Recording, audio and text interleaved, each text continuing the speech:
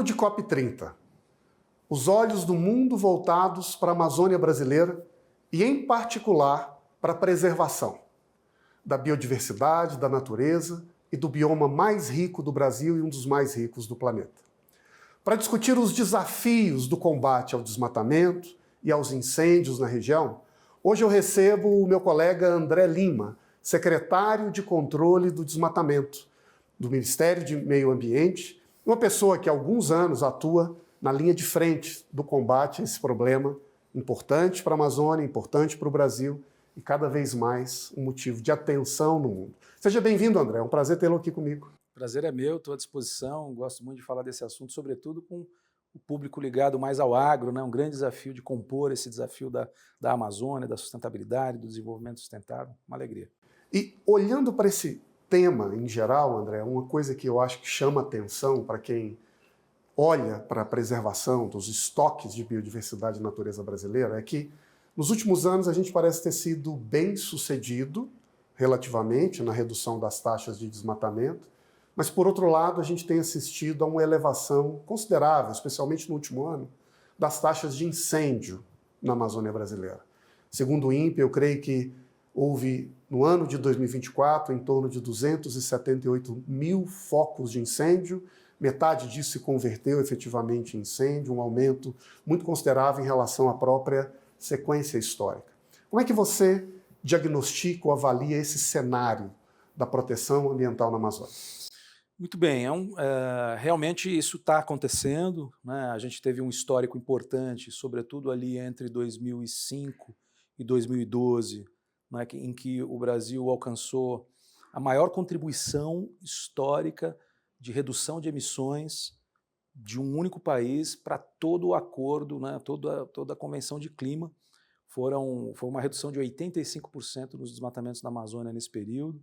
De 2012 até 2018, a coisa ficou mais ou menos estabilizada, um pequeno recrudescimento do desmatamento. De 2018 a 2022, infelizmente, o desmatamento voltou a explodir, a subir da casa dos 11, 12, 13 mil quilômetros quadrados ano, mas nos 2 primeiros anos, até agora, né, a gente conseguiu reduzir em mais de 50% a taxa de desmatamento entre 23, 24 e agora começo de 25.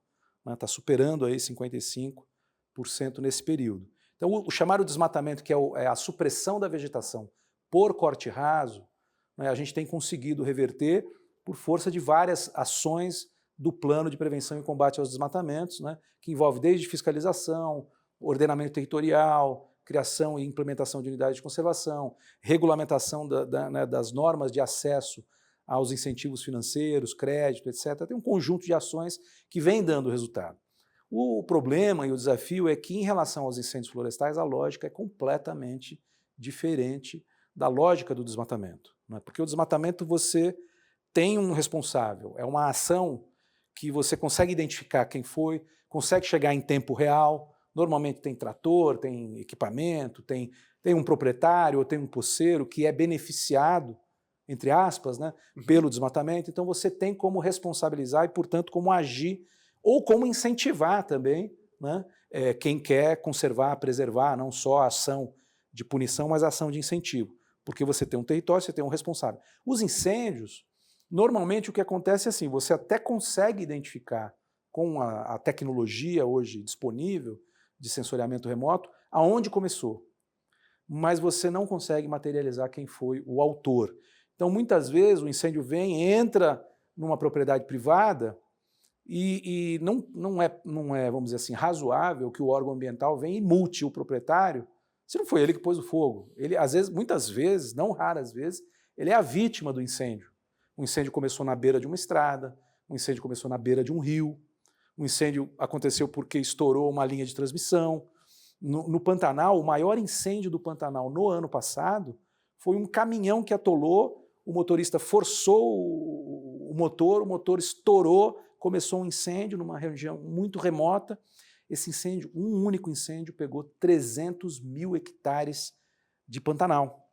Então você tem vários fatores de ignição, né, e uma sociedade ainda, infelizmente, despreparada. Nós não estamos preparados para a magnitude desse fenômeno como aconteceu no ano passado. Se você olhar a curva de incêndios, ano passado aumentou 500%. Isso não é porque há descontrole ou não há governança, é porque nós já estamos sentindo nos ecossistemas um indicador fortíssimo dos efeitos das mudanças climáticas globais na região da Amazônia. Já tem explicação científica para isso. O ano passado a gente teve um El Niño, que é o aquecimento do Pacífico, muito forte, e, ao mesmo tempo, simultaneamente, o aquecimento do Atlântico Norte. Isso significa que nós tivemos um fenômeno que reduz a entrada de ar, né, da corrente atmosférica e de umidade sobre a Amazônia. Metade da chuva da Amazônia é a própria floresta que evapotranspira. A outra metade é que vem dos oceanos. Essa corrente diminuiu força, com El Niño mais intenso, com, obviamente, o acúmulo de desmatamento ao longo dos anos, a evapotranspiração da floresta amazônica também diminui. Consequência disso é que nós estamos tendo cada vez mais secas mais intensas, mais frequentes e mais longas. E pela primeira vez que se faz essa medição na Amazônia, nós tivemos 2 secas consecutivas. Então, isso tornou a Amazônia realmente altamente inflamável, porque a floresta está seca. Né? Sim. Agora, olhando para o combate ao problema, né? Se a gente for fazer um comparativo com o que aconteceu com a história da governança ambiental, para combater o antigo problema do desmatamento, nós criamos um sistema de monitoramento, envolvemos a ciência, a partir de dados de satélite, junto com um regime de controle federalizado, que, de certo modo, equipou o Estado para ir ao encontro dos crimes cometidos e, a partir dali, tentar criar uma resposta ou uma punição. Mas, se eu estou entendendo, o incêndio é uma lógica diferente. Então, como que a gente se prepara, ou como que, na sua visão, o governo e o país devem enfrentar esse problema? Esse é um grande desafio e nós estamos, na verdade, vamos dizer assim, na fronteira da busca de solução, porque esse é um fenômeno que está atingindo praticamente todos os países. É um fenômeno que atinge a África, a Oceania, a Austrália sofre com incêndios florestais muito intensos, Portugal, Espanha, né, até no Alasca, Califórnia, Canadá, né, Chile. Né, esse é um fenômeno que está afetando o mundo todo. Né? As florestas estão mais vulneráveis em função do aquecimento global e das mais intensas ondas de calor, etc. Então, eu posso te dizer assim, que ninguém hoje está assim, preparado para enfrentar isso. Nós estamos desenvolvendo, implantando um novo sistema. E a notícia boa é que nós conseguimos, no ano passado, aprovar a Lei de Política Nacional de Manejo Integrado do Fogo, porque o fogo, a política do fogo zero é muito ruim. Primeiro que não existe fogo zero, porque milenarmente se utiliza o fogo para N atividades, até caça na Amazônia se utiliza fogo. Né? O que se precisa fazer é usar do jeito certo, no momento certo, com as salvaguardas e os cuidados necessários. Então, é preciso implantar um sistema, né, uma política que seja colaborativa do nível mais básico, que é quem está lá na ponta, proprietários privados, comunidades tradicionais, indígenas, passando pelas prefeituras, aliás, pelos consórcios de proprietários, pelos sindicatos e associações rurais. Né? A gente vai tecendo uma estrutura até chegar no nível das prefeituras, consórcios de prefeituras, estados e governo federal. Não dá para fazer... Se a gente quiser pular e achar que o governo federal é que vai resolver o problema, eu tenho uma frase para isso e as pessoas estão entendendo. A única coisa que apaga fogo de cima para baixo é chuva. O que o governo federal precisa fazer e está fazendo é desenvolver esse sistema para que a gente incentive e implemente um conceito novo, que é o conceito de comunidades e territórios resilientes ao fogo. Né? O bom fogo é aquele que você põe no momento certo, do jeito certo, para uma finalidade produtiva, para uma finalidade de pesquisa, uma finalidade de manejo.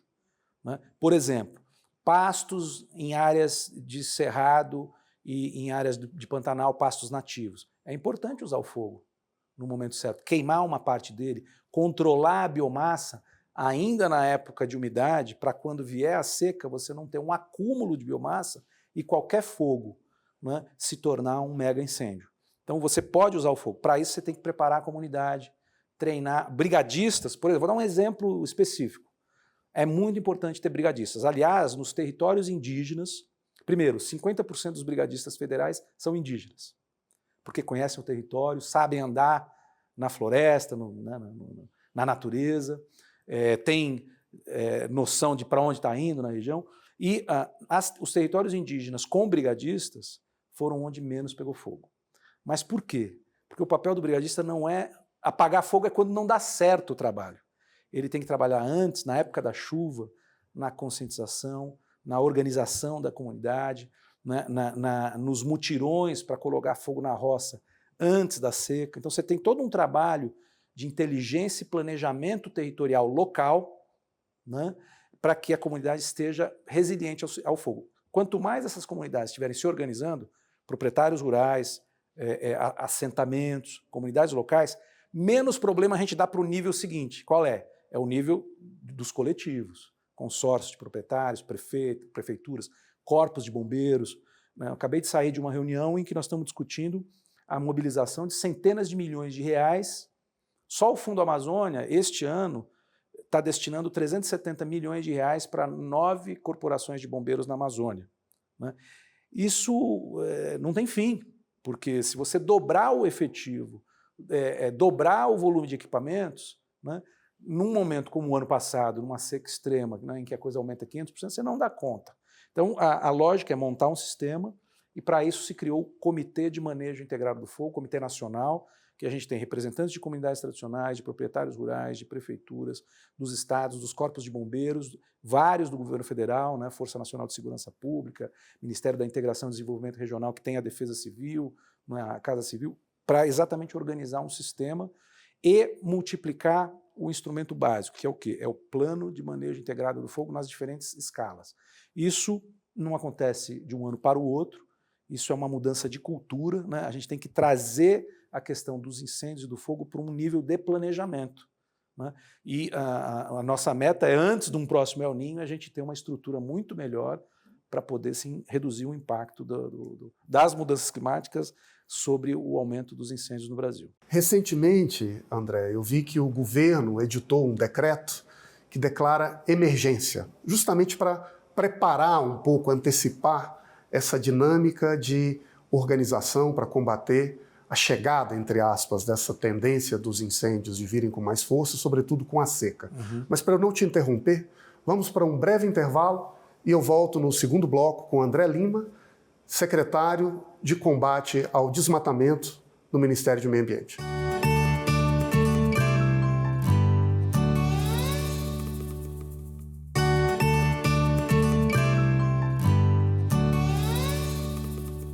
Voltamos no É Tempo de Amazônia, hoje conversando com André Lima, secretário de Controle do Desmatamento do Ministério do Meio Ambiente.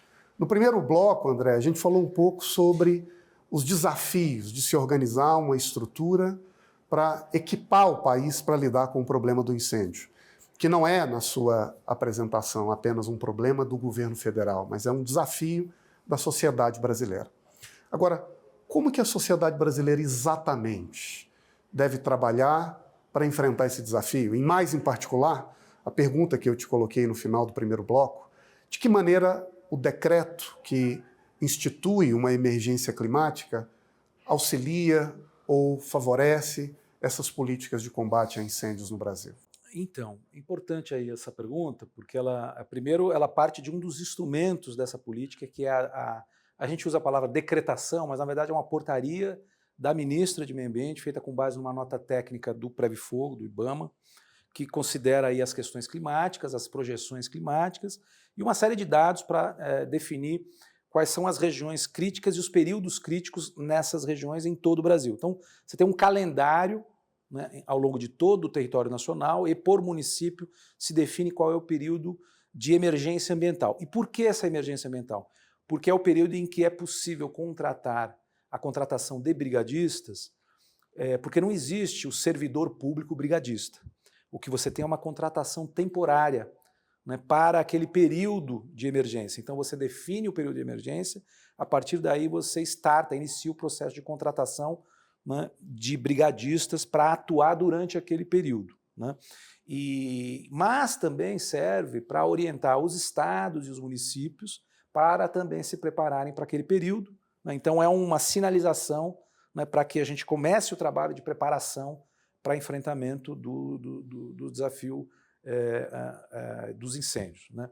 Agora, como é que a gente se organiza? Como eu falei, comunidades e territórios resilientes ao fogo. Então, é muito importante, né, que, por exemplo, nós estamos aqui num programa, no canal AgroMais, né, que os proprietários privados assumam também uma responsabilidade em relação a esse assunto. Não só em se preparar melhor, né, em relação a, se tiver que usar fogo, como, quando, em que condições, com que aparato técnico vai fazê-lo, para fazê-lo com todas as cautelas necessárias, né?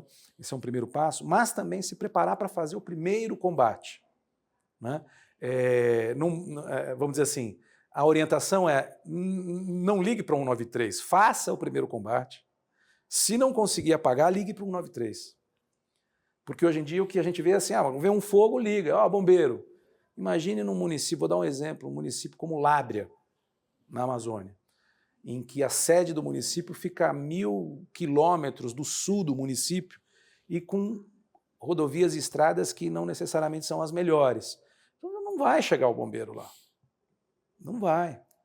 Pode ser que haja alguma operação num momento mais crítico em que isso pode acontecer, mas em regra a obrigação é de quem está na ponta. Então precisa estar preparado para isso. Ter as brigadas voluntárias, locais, comunitárias ou privadas, que não precisam ser brigadas por propriedade, né? A gente está fazendo um trabalho, esse final de semana mesmo, eu vou fazer um trabalho agora numa localidade em Piracicaba, que nós estamos reunindo ali pelo menos 30, 40 proprietários de uma região do entorno de uma estação ecológica, estamos nos organizando, cada um com os recursos que tem, e a gente vai conseguir montar ali uma brigada de 20, 30, juntando os colaboradores de cada sítio, chácara, fazenda, e criando um sistema de alerta e organizando o que a gente tem de equipamentos, né, até para identificar lacunas de equipamentos para poder se organizar e ter. Então, esse tipo de coisa é o que eu estou chamando, nós estamos chamando de territórios e comunidades resilientes ao fogo. Naquele território, num raio de 5, 10 quilômetros no entorno de uma estação ecológica, a gente está se preparando para isso.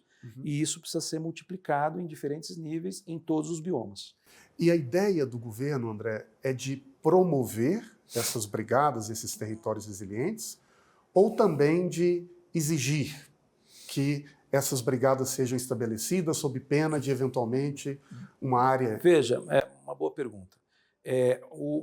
Nós aprovamos agora, recentemente, a resolução número 2 do Comitê de Manejo Integrado do Fogo. Aliás, esse comitê, em menos de 6 meses da sua instalação, já teve 5 reuniões plenárias, 20 reuniões de grupos de trabalho, aprovou 2 resoluções, fez 2 seminários meteorológicos, né? Estamos trabalhando arduamente para acelerar esse processo de institucionalização da política, né? E um dos elementos dessa resolução são as medidas preventivas obrigatórias aos proprietários privados, né? Porque, sim, a propriedade privada ela é um direito, mas ela também é um dever, é o dever de cuidar. Sobretudo de cuidar para que ela não cause danos aos vizinhos. Então, desde o fogo que se inicia na propriedade, que o proprietário é o primeiro a ter a responsabilidade por apagar, se não conseguir, pedir ajuda, se organizar, chamar os vizinhos, né? Mas também um fogo que passa pela propriedade e entra e vai para outra. Então, por exemplo, nos Estados Unidos, como é que funciona, né? Cada proprietário é responsável por tomar as medidas de cautela preventivas em relação ao incêndio, e se eles não adotarem, por exemplo, eles perdem o direito ao seguro. Para ter direito ao seguro agrícola, tem que adotar obrigatoriamente as medidas preventivas, porque senão fica, né, vem o fogo, o seguro paga, né? Então tem mecanismos que a gente precisa trabalhar com os proprietários, mas a lógica, e objetivamente respondendo a você, nós não estamos tornando, por enquanto, nada obrigatório, né? Claro que em situações críticas haverá notificações prévias para que haja a adoção de medidas preventivas. A gente tem casos, eu tenho um levantamento, por exemplo, na Amazônia, né, em que há casos de recorrência nos últimos 5 anos, 3 vezes incêndios florestais. Será que esse proprietário ou esse poceiro, né, não poderia já estar vamos dizer assim, minimamente capacitado para evitar, porque em menos de 5 anos, 3 incêndios florestais no seu imóvel, né? Então talvez ele precise de ajuda. Então aí, o governo federal quer o quê? Por exemplo, nós aprovamos uma recomendação ao Congresso Nacional para emendas parlamentares para os municípios desenvolverem os seus planos. Um plano municipal atende vários proprietários daquele município, com recursos que venha para a prefeitura, né? A gente aprovou uma recomendação para o Banco Central, nas normas de crédito rural, viabilizar um volume a mais de acesso a recursos, inclusive subsidiados, para que os proprietários possam ter condição financeira de contratar um plano operacional, de treinar uma brigada, de comprar equipamentos. Então a ideia é criar um planejamento com incentivos, né? Mas gradualmente isso vai se tornando uma responsabilidade obrigatória também dos proprietários privados, não apenas, certo? Então nós estamos migrando para um sistema de responsabilidade compartilhada, né? Que parte do solo ali, de quem está na posse, na propriedade da área, e nas áreas públicas a responsabilidade do poder público. Nos territórios indígenas, a responsabilidade dos povos indígenas. Nas regiões de comunidades tradicionais ou extrativistas, responsabilidade das comunidades. Sim. Tá? Esse é o caminho. E André, abrindo um pouco a nossa discussão, nós estamos em ano de COP30. E é o momento em que os países não só têm expectativa de cada um deles atualize as suas metas, o Brasil inclusive já se antecipou a isso, mas que também atuem para cumprir as suas metas. E uma das metas estabelecidas pelo Brasil é de zerar o desmatamento até 2030. Quando nós colocamos esse tema na discussão, em particular com produtores rurais, uma preocupação que imediatamente vem à cabeça é que existe no Brasil uma série de limitações à propriedade, como, por exemplo, a reserva legal. Aquele proprietário que tem um excedente de reserva legal, ele está proibido, por exemplo, de desmatar esse excedente legal diante dessa expectativa do governo de zerar o desmatamento? Como é que o governo lida com esse assunto? Então, a definição do que é esse desmatamento zero está nos planos de prevenção e controle dos desmatamentos dos diferentes biomas. Nós já temos o da Amazônia, que já está dando resultados, temos o do Cerrado, que também começou a dar resultados, né? Nós revertemos uma curva de alta do desmatamento no Cerrado 5 anos consecutivos e já estamos numa queda de 25% no ano passado, esse ano para mais de 30% de queda de desmatamento no Cerrado. Tem o plano da Mata Atlântica, o plano do Pantanal e o plano da Caatinga, que já foram lançados, e agora vamos lançar nos próximos dias o da Mata Atlântica e o do Pampa. Então, os 6 biomas brasileiros têm planos e ali tem essa definição do desmatamento zero. O que é o desmatamento zero em curtas linhas? Ele tem 3 pilares, ele é um tripé. O primeiro é a eliminação do desmatamento ilegal.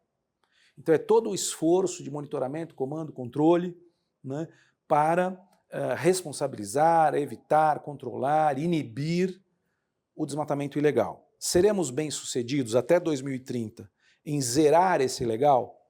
Provavelmente não em 100%. Haverá um desmatamento residual. Ele vai ser de 5%, 10%, 15%, 20%, dependendo do sucesso da ação. Então vamos guardar esse residual do ilegal. Esse é um pilar. O segundo é esse que você se referiu. É aquele que é o desmatamento legal, que o proprietário privado, né, tem a possibilidade legal, né, com a autorização, de suprimir a vegetação. Sim. Isso não vai ser proibido, isso não está no nosso plano estabelecer nenhum tipo de coerção ou proibição, mas o Estado não necessariamente deve incentivar esse desmatamento legal. Uma coisa é proibir, outra coisa é incentivar. Então, gradualmente, o Estado vai retirar incentivos, que infelizmente ainda existem, né? Até o ano passado era possível pegar crédito para um desmatamento legal, né? Retirar esses incentivos e migrar esses incentivos para a conservação. Essa é a transição, vamos dizer assim, ecológica, né? Todos os incentivos para atividades de alta intensidade de emissões, ainda que legais, devem migrar no mais rápido espaço de tempo possível para incentivar a não emissão, as atividades econômicas que prestem serviços ambientais. Então, a ideia no segundo pilar é reduzir ao máximo o desmatamento legal por meio de incentivos econômicos e também de retirada de incentivos para a sua supressão. Quer desmatar? Pode, com o seu recurso, com recurso privado, não com incentivos de governo, certo? Vamos zerar esse desmatamento? Provavelmente não. Qual o tamanho desse desmatamento residual? 30%, 20%, 50%? Né? Nós vamos ter que ter criatividade, vontade política e recursos para isso. Né? Regiões, por exemplo, como no Mato Piba, em que a pressão agrícola é muito grande, o custo de oportunidade é muito grande, o custo de conservação também é muito grande. Provavelmente não haverá recursos públicos suficientes para pagar por todo o ativo de cerrado nessa região, mas talvez parte sim. Vamos trabalhar incentivos privados, outros tipos de mecanismos, projeto de carbono, pagamento de serviços ambientais, incentivos tributários. Né? O residual do legal mais o residual do ilegal dá um número. E aí entra o terceiro pilar. Compensar esse desmatamento residual com restauração florestal e regeneração florestal. Onde? Nas áreas aptas a isso. Então, por exemplo, a Amazônia hoje tem mais de 16 milhões de hectares de área que foi desmatada nos últimos 15 anos em regeneração. É possível incentivar a manutenção e o enriquecimento dessas áreas com perspectivas de carbono e outros tipos de serviços ambientais. Sim. Então, objetivando, ao fim, em 2030, a meta é parar a redução, parar o desmatamento através da redução da cobertura vegetal nativa, estabilizar a cobertura vegetal nativa e passar a incrementar. Onde? Onde for apto, onde tiver possibilidades, sem nenhum nível de constrangimento para quem tem o direito, né, legal do desmatamento. Ou seja, uma solução que concilia o respeito à propriedade com o desafio e a demanda do planeta de reduzirem emissões, em última análise, desestimular a abertura de novas áreas. Exatamente. André? E estimular a conservação também, não é só desestimular. Por outro lado, é incentivar a conservação também. Com esse sistema que, de certo modo, reorienta os incentivos para restabelecer áreas que foram degradadas ou desmatadas. Chegamos ao fim, uma conversa rápida, 2 blocos, mas que deu para a gente tocar em alguns temas centrais sobre o debate da preservação da Amazônia, o controle ao desmatamento, ao incêndio. Eu queria te agradecer imensamente pela gentileza de participar aqui conosco. Eu espero uma outra oportunidade da gente falar um pouquinho mais sobre o desdobramento desses temas na região. Chegamos ao fim de mais um É Tempo de Amazônia, hoje conversando com o André Lima, secretário de Controle do Desmatamento do Ministério de Meio Ambiente. E na próxima semana voltamos com mais um convidado especial, falando sobre essa região tão cara, tão importante para o Brasil, onde está hoje 60% do nosso território e que pode e deve ser a nossa segunda chance.